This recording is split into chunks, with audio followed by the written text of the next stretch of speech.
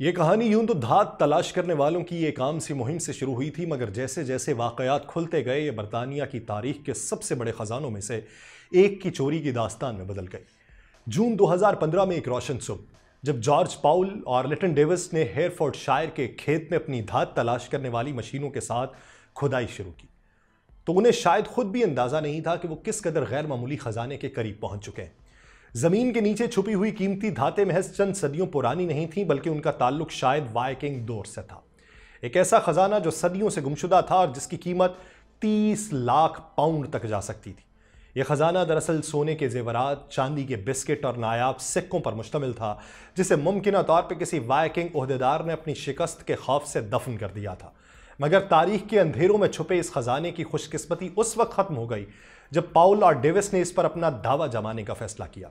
बरतानवी कानून के मुताबिक अगर कोई शख्स किसी कदीम खजाने को दरियाफ्त करे तो उसे फौरी तौर पर हुक्काम को इतला देनी चाहिए ताकि उसे महफूज रखा जा सके और तारीखी तहकीक की जा सके। लेकिन जॉर्ज पाउल और लिटन डेविस ने कुछ और ही सोच रखा था। वो जानते थे कि अगर वो ये खजाना चुपके से बेच दें तो वो एक बड़ी रकम हासिल कर सकते हैं। उन्होंने खजाने को अपने कब्जे में रखा और उसकी मुख्तलिफ अशिया को ब्लैक मार्केट में फरोख्त करने की कोशिश की, मगर किस्मत ने उनके साथ कुछ और ही खेल खेला। आप सब पर सलामती हो, मैं यासिर रशीद हूं और आप देख रहे हैं 92 डिजिटल। नाज़रीन, कहानी में एक दिलचस्प मोड़ तब आया, पुलिस उनके पीछे थी, मगर उन्हें सबसे बड़ा सुराग एक सादा फेसबुक पोस्ट से मिला जिसमें जॉर्ज पाउल के बारे में एक अपील की गई थी। हैरत अंगेज तौर पे खुद पाउल ने उस पोस्ट पे कमेंट करके अपनी तस्वीर पर एतराज किया और उसी हरकत ने पुलिस की तवज्जो अपनी तरफ मबजूल करा दी।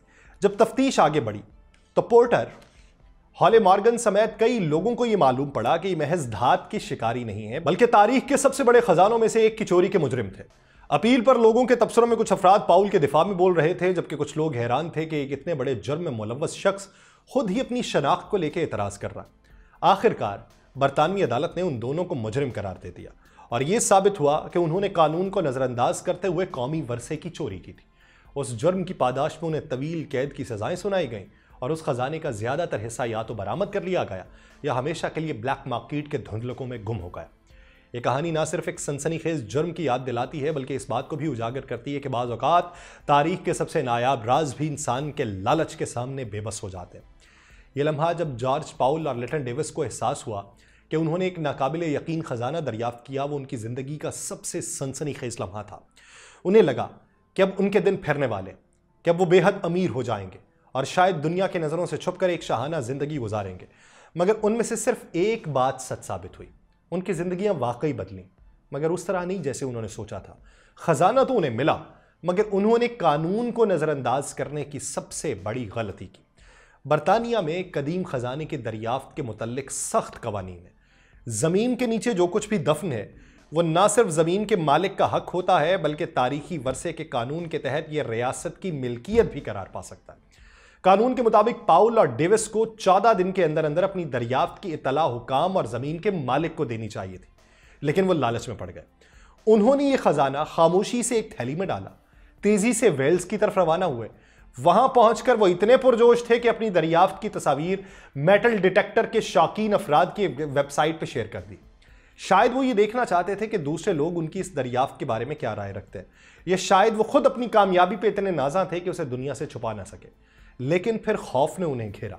जैसे ही उन्हें एहसास हुआ कि यह हरकत उनके लिए खतरा बन सकती है, उन्होंने उन तस्वीर को वेबसाइट से डिलीट कर दिया, बल्कि अपने फ़ोन से भी हर मुमकिन सबूत मिटा दिए।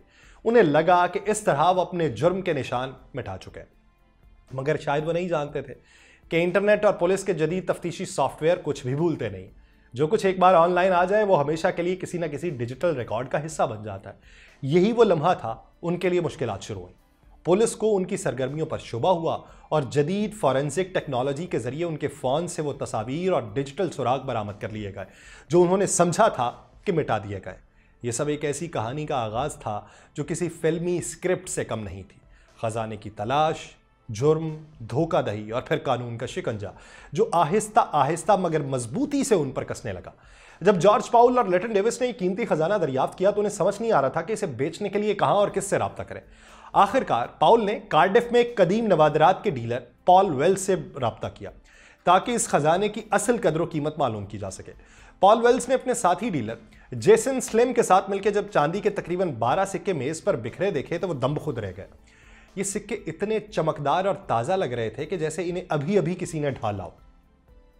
बीबीसी ने एक पॉडकास्ट किया था, उसमें बात करते हुए पॉल वेल्स ने उस लम्हे को याद करते हुए कहा कि ये ऐसा लग रहा था जैसे ये सिक्के जमीन में उसी दिन दफन किए गए हों जिस दिन उन्हें बनाया गया, जैसे उन्हें किसी भी रोटी या बेर खरीदने के लिए इस्तेमाल ही ना किया गया। जेसन स्लिम जो कदीम सिक्के जमा करने का शौकीन था वो फौरन पुरजोश हुआ। उसने अंदाज़ा लगाया कि ये सिक्के 7वीं या 8वीं सदी के हो सकते हैं। एक ऐसा ज़माना जब वाइकिंग्स और एंग्लो सिक्सन बादशाहतें अपने उरूज के ऊपर थीं। लेकिन वहाँ मसला एक था। पाउल और डेविस को मालूम था कि उन्होंने ये ख़जाना गैर कानूनी तौर पर हासिल किया है, इसलिए उन्हें अपनी कहानी घड़ना पड़ी। उन्होंने नवादरात के डीलर से झूठ बोला कि उन्हें ज़मीन के मालिक की बाकायदा इजाज़त हासिल थी। जब उन्होंने मज़ीद नायाब सिक्के और सोने के जेवरात दिखाने शुरू किए तो डीलर्स की आंखें हैरत से फैल गईं। वेल्स ने यह बयान किया है कि मेरी आंखें जैसे मेरे सर से बाहर आ गईं। उसने कहा सिक्के और जेवरात उन्हें एक साथ ही मिले थे कि वो लम्हा था जब यह ख़जाना महज एक पोशीदा दरियाफ्त नहीं रहा बल्कि एक पेचीदा जुर्म में बदला। अब सिर्फ वक्त की बात थी कि यह राज कब खुलेगा और कानून कब इनके ऊपर हाथ डालेगा। पाउल और डेविस के हाथों लगने वाला खजाना इतना कीमती और तारीखी था कि नवादरीन के माहिरात उसकी खबर पा चुके थे। जब पॉल वेल्स और जेसन स्लिम ने उन्हें मुतनब्बे किया कि यह खजाना किसी खतरनाक इलाके से आया है और हुकाम को इसकी इतला देनी चाहिए, तो पाउल ने इस इंतबा को सरसरी तौर पर लिया। फिर भी वेल्स ने कुछ सिक्के खरीदने की पेशकश की और यहीं से उन दोनों दोस्तों की हिमाकत जो थी वो मजीद गहरी हुई। बाद में मालूम हुआ कि इन सिक्कों पर वेसेक्स के बादशाह एल्फ्रेड द ग्रेट और मर्सिया सल्तनत के बादशाह क्योल वुल्फ की शबीहें थी। उसका मतलब यह था कि यह खजाना 9वीं सदी के किसी अहम तारीखी वाक़े से जुड़ा था। 2015 में ब्रिटिश म्यूजियम में काम करने वाले पीटर रेवॉल के कानों तक ये खबर पहुंची।